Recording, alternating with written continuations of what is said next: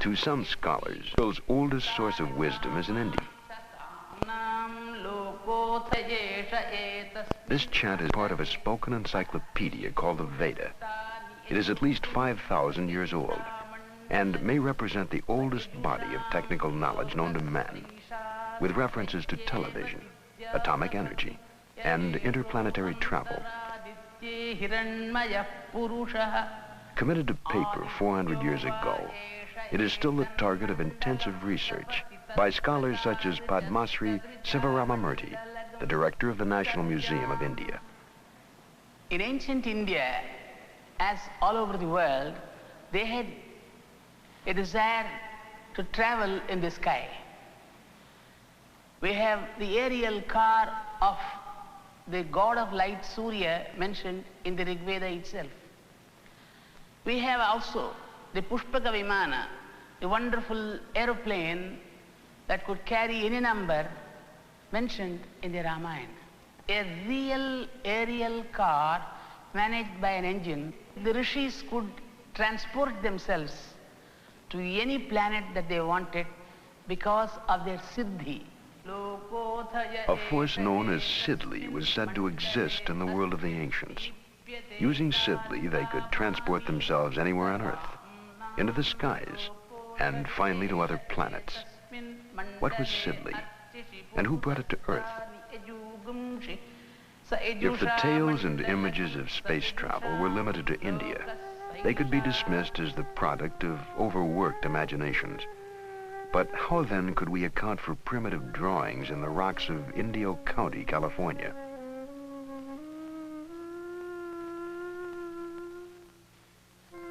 In the 20th century, we accept the existence of spacecraft. What event could possibly have inspired this 14,000-year-old drawing of a spaceship landing on the Earth? On a rocky plain in the Andes called Toro Muerto, hundreds of petroglyphs depict the same scene.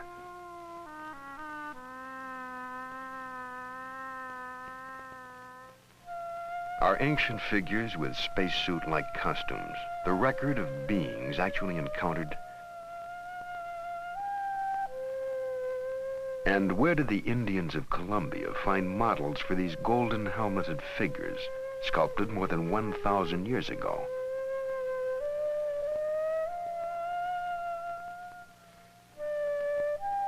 The same people molded these golden objects, which look startlingly like a modern delta-wing jet fighter plane.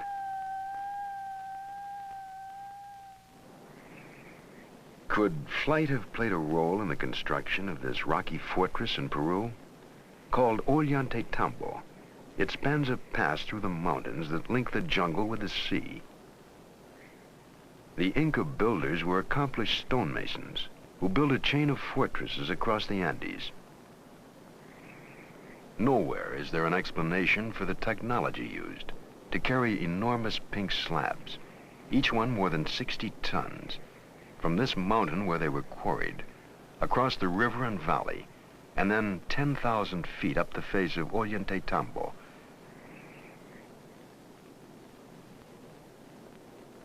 Could it be explained by a force known in ancient India as Sidli?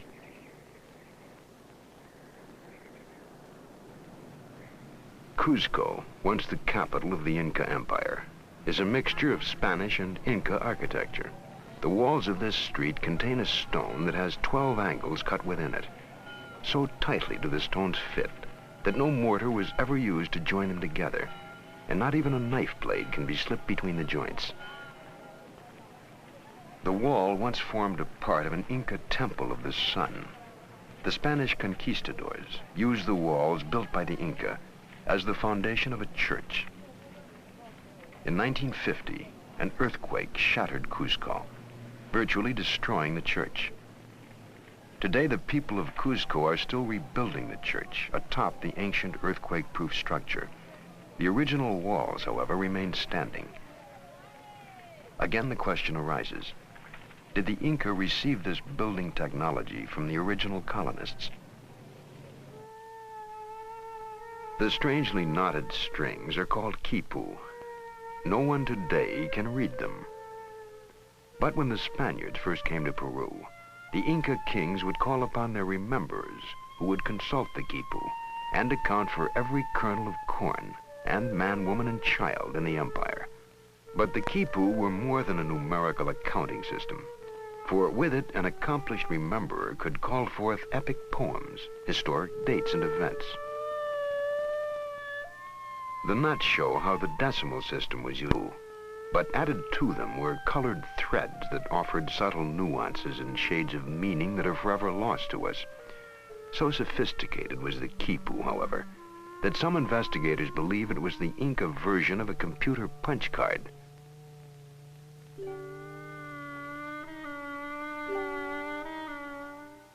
An enormous crystal was placed in a Mochica grave more than 1,500 years ago. It is among the hardest of all minerals, yet it was cut, polished, and shaped by a technology that theoretically could not have existed at that time. Other hands carved this skull. The British Museum calls it 15th century Aztec. But why would the Aztecs, who never created naturalistic art, suddenly render in crystal a skull? The bead is turquoise, another extremely hard gemstone. It is 1,700 years old and was probably part of a necklace or bracelet.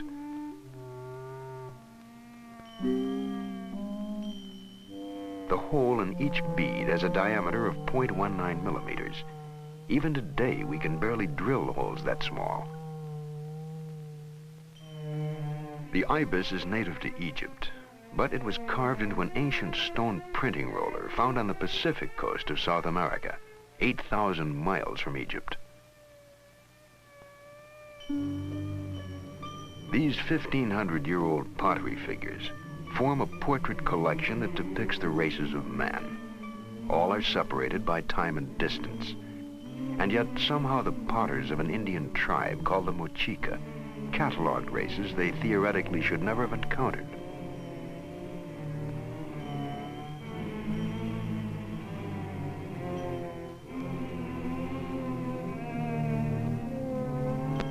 An iron pillar was forged 1,700 years ago in India.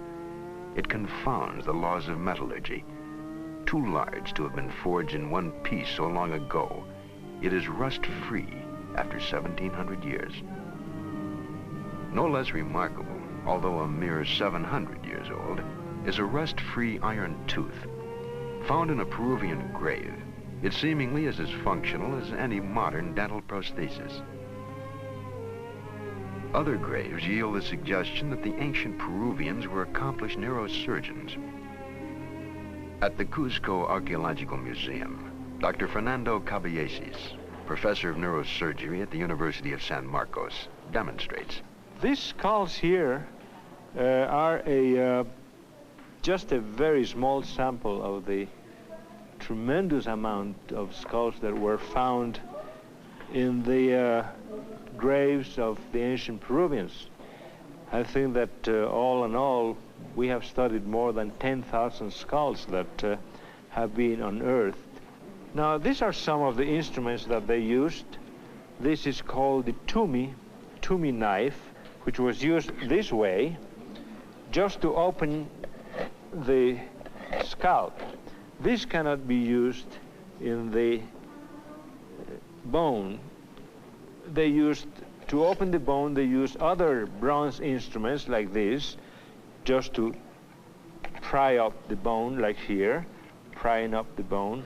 There are some other odd instruments like this, just to make these indentations. And there are at least 2 dozen different other instruments that were used also. This one here is a very interesting specimen. It shows a very persistent surgeon. You find here that this man suffered 4 operations, and he survived every one of them. Either it was a very sick man or a very persistent individual who operated on them. But he was a very good technician, because after all, these areas, especially these two openings, are right over very, very dangerous sites that even right now, with all the techniques that we use now, we would just be very much afraid of operating in these sites. And this man really survived these operations. In Calca, near here, near Cusco, where about, I would say, 85% of these skulls show healed trephanations. 85% of survivals from skull operations is a pretty good and excellent result. At the Yerkes Regional Primate Center, scientists implant monkeys with electrodes.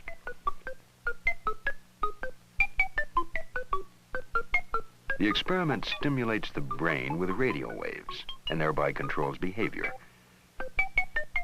Are today's scientists seeking knowledge already gained by similar experiments performed centuries ago?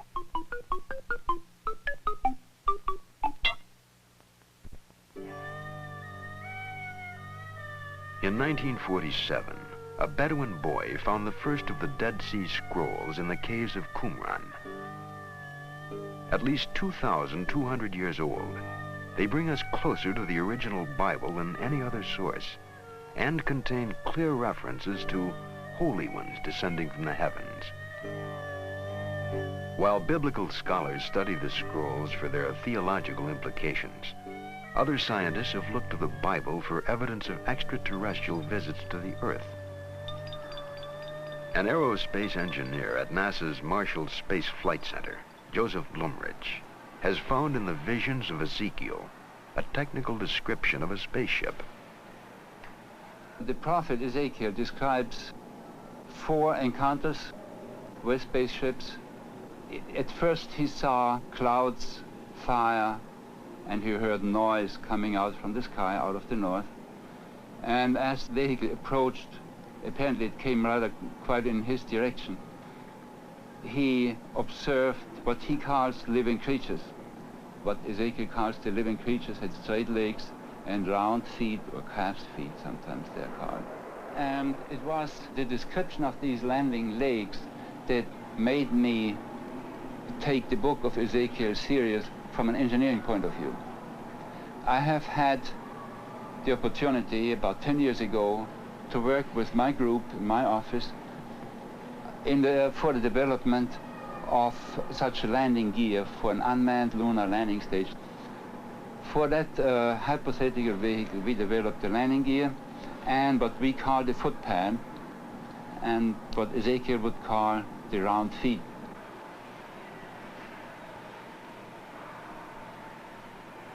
Translating Ezekiel into engineering terms, Mr. Blumrich had these artist sketches made of a landing vehicle supported by 4 helicopter units. One of the interesting examples of Ezekiel's ability to observe and to describe are the faces he sees on these living creatures. He sees 4 of them, an oxen, an eagle, a man, and so on. They are located at the top of these helicopter units, and consequently they contribute to his impression of having some living creatures in front of him. What they actually are is quite interesting. Now, some helicopters, in particular in this case this one, needs protection, just some hood around to protect them against dust or weather and so on. And such sheet metal structures will have cutouts, will have humps in order to accommodate levers or rods which are below them. And they do have, they may have the distinct appearance of faces. We have a number of such face-like structures, like for instance the Gemini capsule.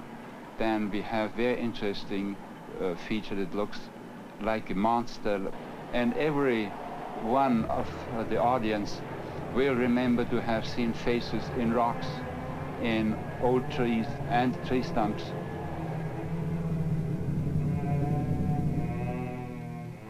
Jericho was built more than 9,000 years ago.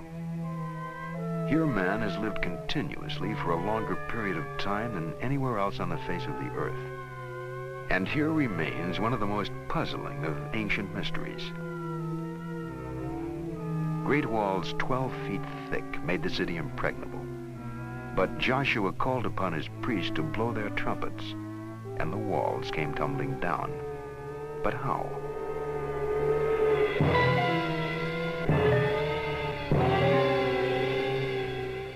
One theory holds that an earthquake tumbled the walls of Jericho.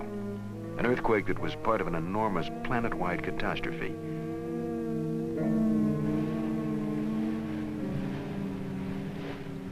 Around the world are indications of great disasters that might have caused the gods, themselves colonists on an alien planet, to flee impending doom.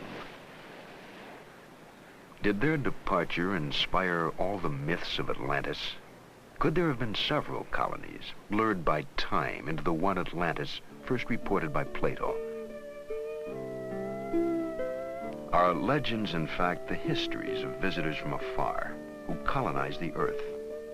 Plato told of a fabulous kingdom that was then more than 9,000 years old. Whatever fragrant things there now are in the earth, or woods, or essences which distill from fruit and flower, grew and thrived in that land, wrote Plato. They constructed buildings about them and planted suitable trees. Some of their buildings were simple, but in others they put together different stones, varying the color to please the eye and to be a natural source of delight. They had such an amount of wealth as was never possessed by kings and potentates, and is not likely ever to be again. The entire area was densely crowded and kept up a multitudinous sound of human voices and din and clatter of all sorts, night and day. There were kings' baths, and there were separate baths for women, and to each of them they gave as much adornment as possible. There were many temples built and dedicated to the gods, also gardens and places of exercise.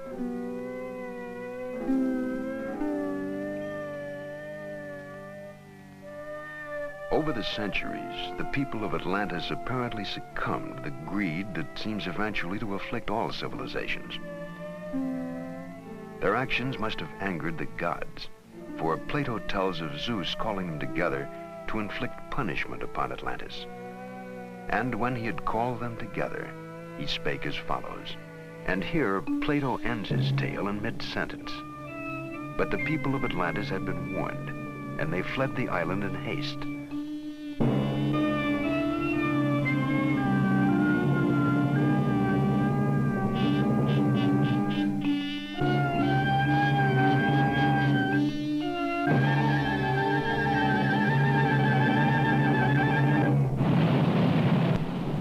Then Zeus must have spoken, for the island was shattered by what may have been the most powerful volcanic explosion ever known. Immense tidal waves and earthquakes followed the eruption.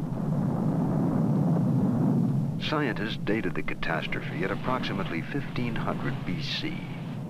This same chronology coincides with biblical and other accounts from all over the world that speak of or hint at incredible natural disasters.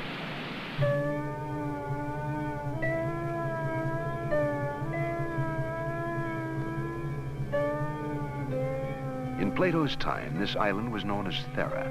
Today it is called Santorini. Was it also once the site of the fabled empire of Atlantis? We may never know, but the ruins of some ancient civilization are here, buried under a 250-foot layer of ash and pumice that covered the island 3,500 years ago.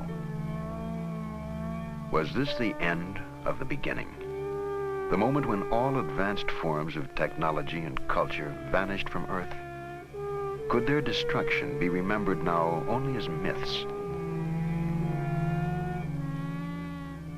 Might such myths extend even beyond the Earth to incredibly dim memories of catastrophes suffered on other planets?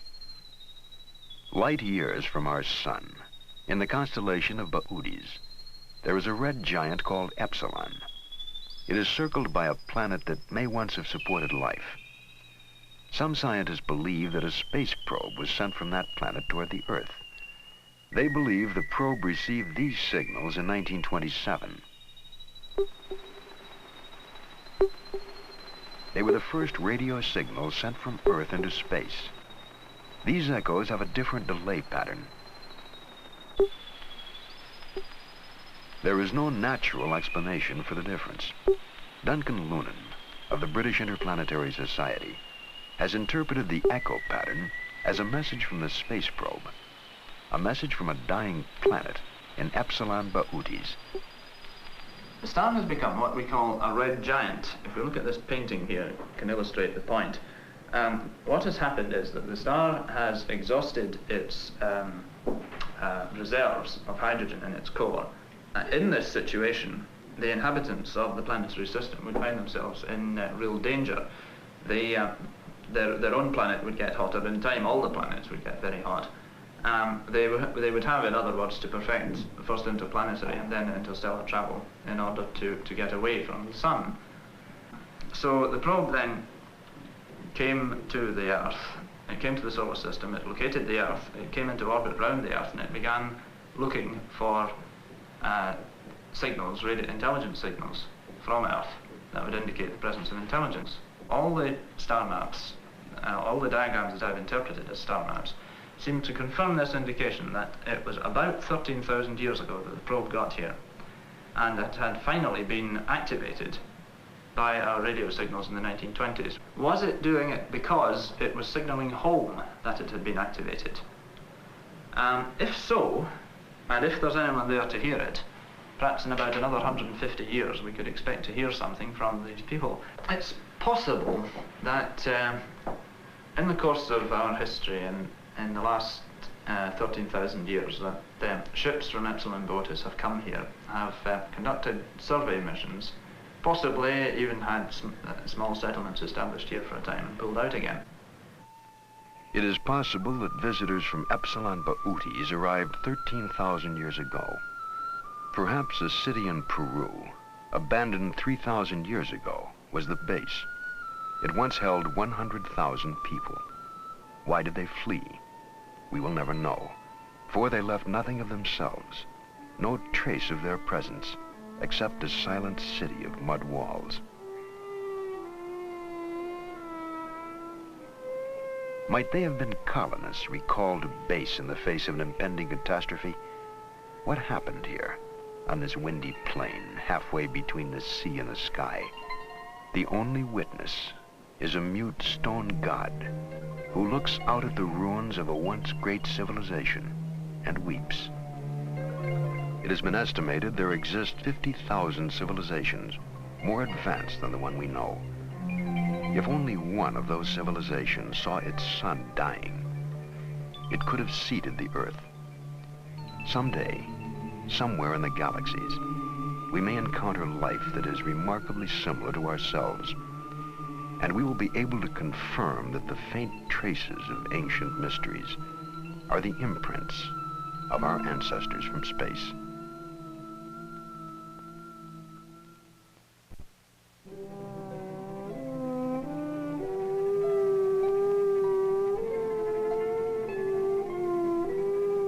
Man has been in space since 1957, when the Russians first orbited a grapefruit-sized satellite called Sputnik.